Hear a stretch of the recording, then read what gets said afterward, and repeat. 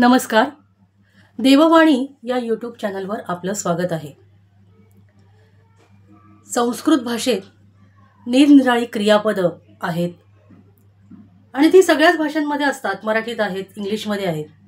संस्कृत भाषेतली क्रियापदं ती तयार कशी होतात, तर ती क्रियापदं कशी तयार होतात हे जाणून घेण्यासाठी आधी आपल्याला प्रत्यय म्हणजे काय हे जाणून घ्यावं लागेल. प्रत्यय शिकावे लागतील आणि ते शिकण्यासाठीच आजचं हे लेक्चर आहे. मी म्हणेन तुम्ही स्वतःची एक वही घेऊन बसा. वहीमध्ये जे काही आताच्या लेक्चरमध्ये आपण घेतोय ते सगळे लिहून घ्या. मी जे काही सांगेन ते. संस्कृत विषय असा आहे की तुम्ही तो छान लिहून काढावा. त्याच्यातल्या तुम्ही जितकं जास्तीत जास्त लिहाल तितक्या तुमच्या ऱ्हस्व दीर्घाच्या चुका पण कमी होतील. त्या ऱ्हस्व दीर्घाच्या चुका तुम्हाला कळतील आणि त्याच्यात तुम्ही जास्तीत जास्त सुधारणा करू शकाल. म्हणून संस्कृतची स्वतःची अशी एक वही तयार करा. त्याच्यात तुम्ही सगळे प्रत्यय किंवा तुम्ही आणखीन काही श्लोक वगैरे जे काही सुभाषितमाला अव्ययमाला वगैरे हे जे काही सगळे शिकता तर ते त्या वहीमध्ये लिहिण्याची सवय ठेवा. तर आजचा आपला विषय आहे प्रत्यय. तुम्ही वही घ्या. वहीमध्ये मी सांगते ते लिहा. तर आपण सुरुवात करतोय. संस्कृत भाषेत 2000 पेक्षाही जास्त धातू आहेत. संस्कृत भाषेत 2000 पेक्षाही जास्त धातू आहेत.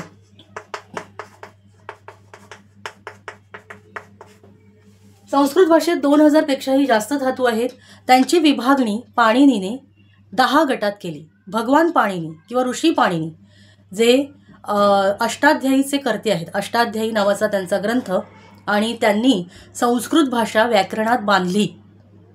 आज आपण संस्कृतचं जे स्वरूप बघतो संस्कृत भाषेचं ते स्वरूप जसंच्या तसं प्राचीन काळापासून किंवा कालिदासापासून किंवा भास या नाटककारापासून किंवा अतिशय प्राचीन काळी ज्या ज्या लेखकांनी त्यांचे ग्रंथ संस्कृत भाषेत लिहिले तर तीच संस्कृत भाषा जशीच्या तशी आपल्यापर्यंत पोहोचली. त्याचं कारण म्हणजे संस्कृत भाषेचं व्याकरण आणि त्यासाठी भगवान पाणिनी यांचे आपण आभार मानले पाहिजेत. तर आपण पुढे लिहितोय की भगवान पाणिनी किंवा ऋषी पाणिनींनी या 2000 पेक्षाही जास्त धातूंचं 10 गटात त्यांची विभागणी केली. संस्कृत भाषेत तुम्ही आता वहीत लिहिताय म्हणून मी सांगते की संस्कृत भाषेत 2000 पेक्षाही जास्त धातू आहेत. त्यांची विभागणी पाणिनीने 10 गटात केली. त्या गटांनाच गण असं म्हणतात. विभागणी किती गटात केली? 10 गटात विभागणी केली. त्या गटांनाच गण असं म्हणतात. त्या गटांनाच गण असं म्हणतात. प्रत्येक गण ओळखण्याची एक खूण असते. त्या खुणेलाच विकर्ण असं म्हणतात. प्रत्येक गण ओळखण्याची एक खूण असते. त्या खुणेलाच विकर्ण असं म्हणतात. आणि जेव्हा तुम्ही सुरुवात करता क्रियापदं जाणून घ्यायला, प्रत्यय जाणून घ्यायला, तेव्हा सुरुवातीला तुम्ही 1, 4, 6, 10 या गणांचा अभ्यास करायचा आहे. अगदी SSC बोर्डाला जी 8वीची मुलं अभ्यास करतात तर त्यांना 8वीला 1, 4, 6, 10 हे गण लावलेले आहेत.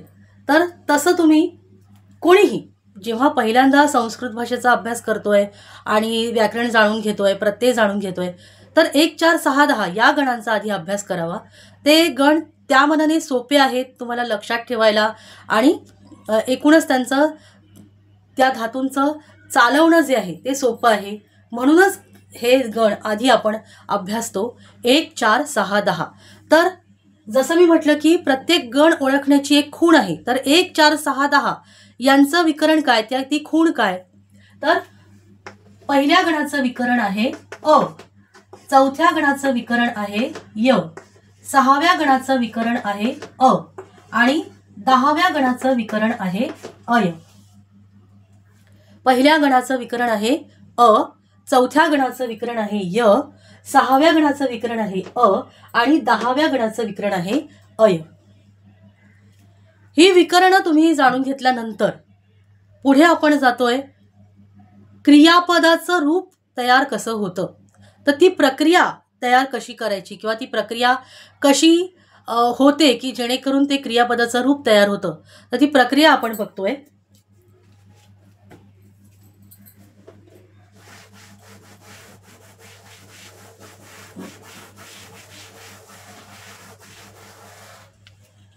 बघा पुन्हा 1 4 6 10 प्रत्येक गणाचं विकरण. पहिल्या गणाचं विकरण अ, चौथ्या गणाचं विकरण अ, पहिल्या गणाचं विकरण अ, चौथ्या गणाचं विकरण य, पहिल्या गणाचं विकरण अ, चौथ्या गणाचं विकरण य, सहाव्या गणाचं विकरण अ आणि 10व्या गणाचं विकरण अय.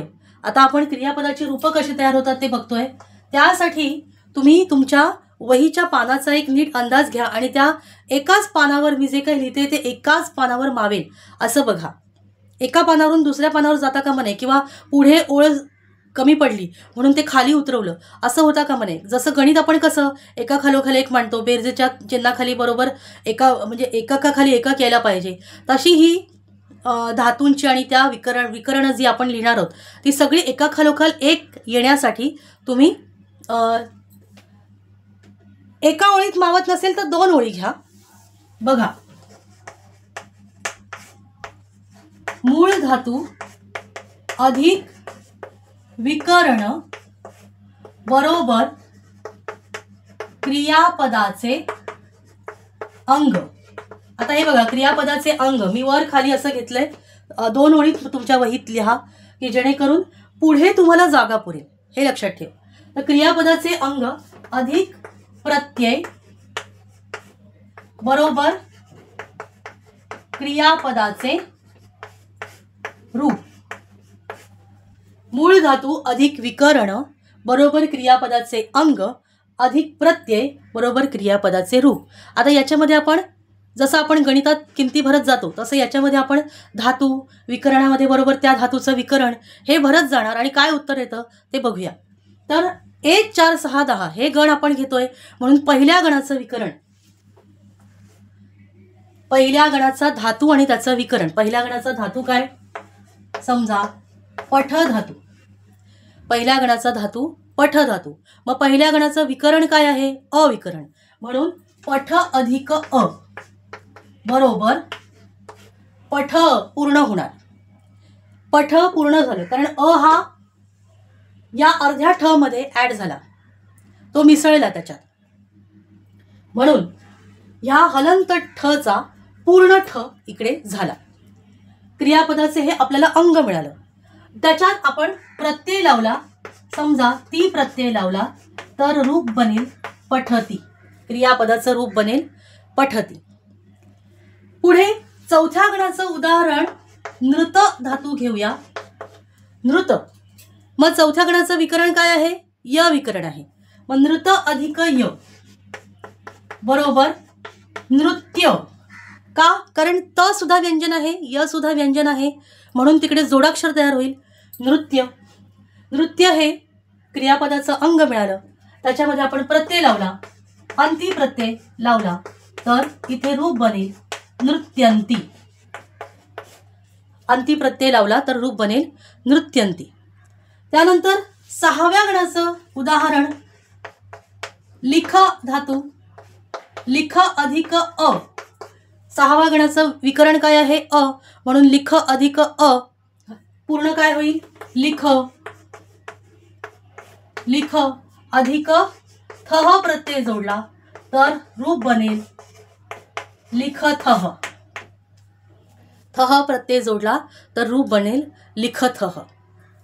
पुढे 10व्या गणाचं उदाहरण पूज धातू अय विकरण. 10व्या गणाचं विकरण काय आहे, अय.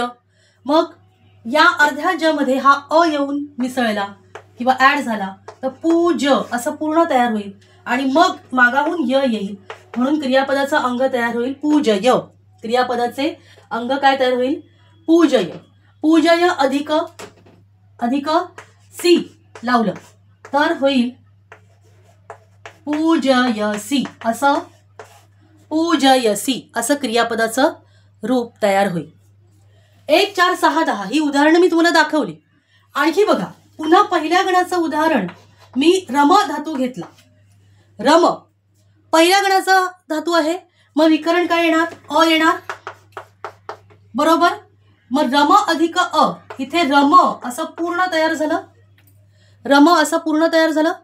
त्याच्यामध्ये ई प्रत्यय लावला, ई प्रत्यय लावला, तर रम मधला अ आणि पहिला ई मिळून क्रियापदाचं रूप बनतं रमे. क्रियापदाचं रूप बनतं रमे. पुढे मी पहिल्या गणाचंच उदाहरण पठ धातू घेतला, पहिल्या गणाचंच उदाहरण पठ धातू घेतला आणि पठ धातूमध्ये अ लावला, विकरणाचा अ, तर क्रियापदाचं अंग पठ होतं अधिक शून्य प्रत्यय, शून्य किंवा डॅश जर लावला, शून्य लावला तर आपल्याला माहिती आहे 1 अधिक 0 बरोबर 1, तसं पठ अधिक 0 बरोबर पठ. अशी ही एकूण क्रियापद तयार होण्याची प्रक्रिया आहे. मूळ धातूमध्ये तुम्ही विकरण लावता, विकरण ऍड केल्यानंतर तुम्हाला मिळतं क्रियापदाचं अंग, क्रियापदाचं अंग. आणि क्रियापदाचं अंग तयार झाल्यानंतर त्याच्यामध्ये तुम्ही प्रत्यय लावला की मग तुम्हाला मिळतं ते क्रियापदाचं रूप. ही प्रक्रिया जाणून घेतल्यानंतर प्रश्न पडला असेल तुम्हाला की प्रत्यय कुठून आणले, हे प्रत्यय कुठले. तुम्हाला विकरणं कळली की मूळ धातूच म्हणजे प्रत्येक गण ओळखण्याची एक खूण असते आणि त्या खुणेला विकरण असं म्हणतात, हे मी तुम्हाला सांगितलं. मग प्रत्यय कुठून आणले, तर हे प्रत्ययच आपल्याला जाणून घ्यायचे आहेत. त्याच्याकडे आपण चाललोय आता की प्रत्यय 2 प्रकारचे असतात, परस्मैपदी आणि आत्मनेपदी.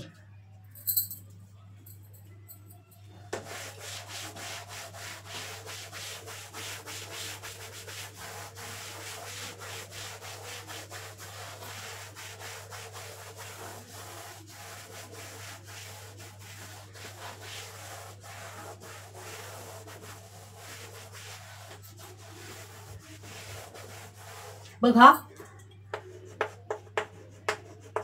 प्रत्ययाः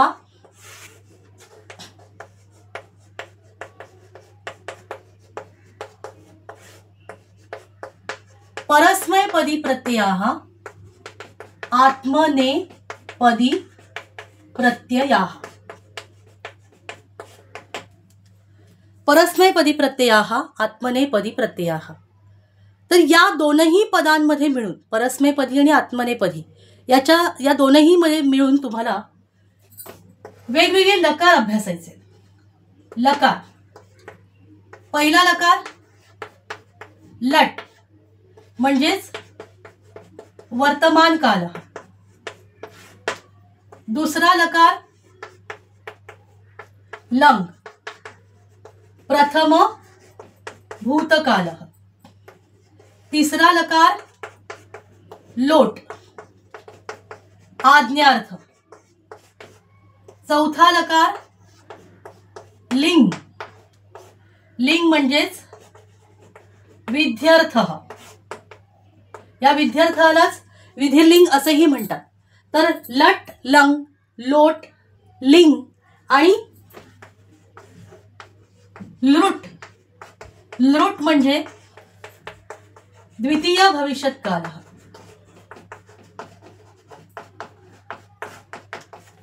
लृट म्हणजे द्वितीय भविष्यत काल आणि पुढे लिट,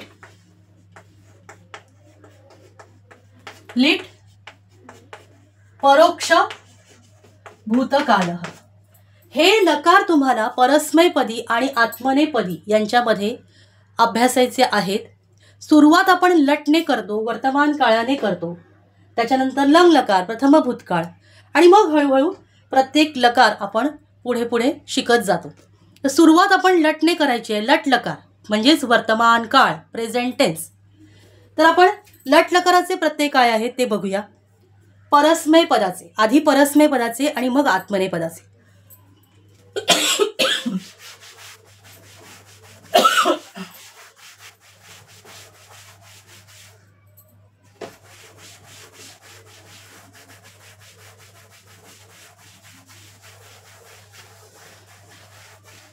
चला, तुम्ही लिहून घेताय ना, वहीमध्ये लिहून घ्या. परस्मैपदी प्रत्ययाः लट लकार वर्तमान काल. परस्मैपदी प्रत्ययाः लट लकार वर्तमान काल. एकवचनम, द्विवचनम, बहुवचनम आणि पुरुष हे तर तुम्हाला माहिती आहे. तर प्रत्यय कुठले आहेत? परस्मैपदी प्रत्ययाः लट लकार वर्तमान कालः किंवा वर्तमान कालस्य परस्मैपदी प्रत्ययाः. तीतः अन्ति, तीतः अन्ति, तीतः अन्ति प्रथम पुरुषः. सीथः थ मध्यम पुरुषः. सीथः थ मध्यम पुरुषः आणि मी वह मह उत्तम पुरुषः. तीतः अन्ति प्रथम पुरुषः, सीथः थ मध्यम पुरुषः, मी वह मह उत्तम पुरुषः. तीतः अन्ति प्रथम पुरुषः, सीथः थ मध्यम पुरुषः, मी वह मह उत्तम पुरुषः. नेहमी तुम्ही प्रत्यय पाठ करताना स्वतःला अशी सवय लावा की तुम्ही इथून म्हणणार परस्मैपदी प्रत्ययाः लट लकार वर्तमान काल किंवा वर्तमान कालस्य परस्मैपदी प्रत्ययाः लट लकारस्य प्रत्ययाः. तीतः अन्ति प्रथम पुरुषः, सीथः थ मध्यम पुरुषः, मी वह मह उत्तम पुरुषः. ही सुरुवातीचे प्रत्यय आहेत म्हणून मी मुद्दाम प्रथम पुरुषः, मध्यम पुरुषः, उत्तम पुरुषः असा उल्लेख करते. जेव्हा तुमचं ते सोयीचं होऊन जातं, सवयीचं होऊन जातं, तेव्हा तुम्ही थेट तीतः अन्ति सीथः थ मी वह मह असं म्हटलं तरी चालेल. हां, तर तीतः अन्ति प्रथम पुरुषः, सीथः थ मध्यम पुरुषः, मी वह मह उत्तम पुरुषः. आता याच्याबरोबर धातू चालवून बघा. पठ धातू पहिल्या गणाचा चालवून बघा बरं. पठती, पठतः, पठन्ति, पठसि, पठथः, पठथ, पठामि, पठावः, पठामः. पठति, पठतः, पठन्ति प्रथम पुरुषः, पठसि, पठथः, पठथ मध्यम पुरुषः, पठामि, पठावः, पठामः उत्तम पुरुषः. आता तुमच्या लक्षात आलं असेल की मी इथे पठामि, पठावः, पठामः असं म्हटलं, पण वरती म्हटलं का मी पठामि, पठाती असं म्हटलं का? नाही. कारण इथे मी वह मह हे जे प्रत्यय मी वह मह, तर व किंवा म ने सुरू होणारे प्रत्यय लागणार असतील तर आधीच्या अचा आ होतो असा नियम आहे. आणि मग वरच्या प्रत्ययांमध्ये कुठे व किंवा म आहेत का? नाही. म्हणून तो आधीच्या अचा आ होत नाही. म्हणून ती रूप पठती, पठतः, पठन्ति, पठसि, पठथः, पठथ असंच होतं. पण खाली मात्र उत्तम पुरुषामध्ये मात्र पठामि, पठावः, पठामः अशी रूपं बनतात. एकदा आपण पठधातू लिहूया आणि मग हे लेक्चर आपण थांबवूया. तर पठधातू लिहितोय आपण.